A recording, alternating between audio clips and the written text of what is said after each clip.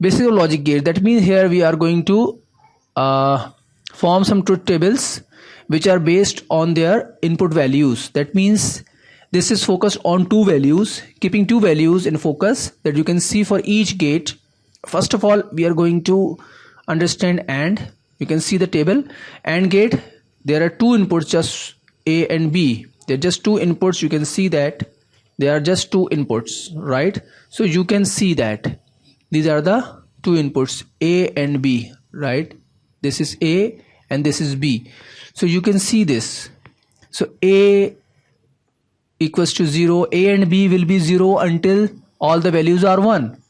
So now in this case you can see that A and B will be 1 when all the values are 1. So now 0 multiplied by 0 will be 0.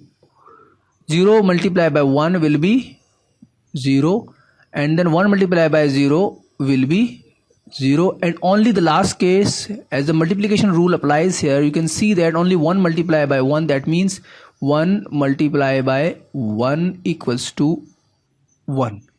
So this way you can see the output is 1. So now same with the other tables, you can see this OR gate. You can see in OR case you can see that all the values are evaluated in the same way, but the difference is that there is no multiplication operator. OR is acted as addition, as you have seen before. So 0 plus 0 equals to 0, 0 plus 1 equals to 1, 1 plus 0 equals to 1, and 1 plus 1 equals to 1. This means that in all cases, that means all are ones. If any of the ones, let's suppose if any of the one will be output, if all are ones, then in the same case the output will be 1. Moving on to the next, that is NOT. You can see the whole result is set to be inverted. So now you can see that if A equals to 0, the inverted value will be 1, right? If A equals to 1, then inverted value will be 0. You can see NAND gate.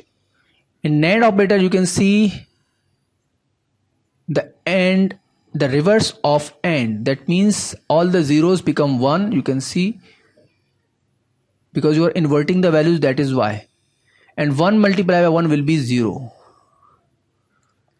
Moving on to the next part, that is NOR gate. You can see the OR conditions remain 0 because NOT is applied, and you can see the 0 0 when inverted is 1.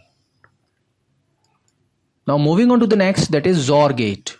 So XOR gate, you can see as described before, that means when the values are set differently, then the output will be 1. You can see 0 multiplied by 1 will be 1, or 0 XOR is 1, and 1 XOR 0 equals to 1, right?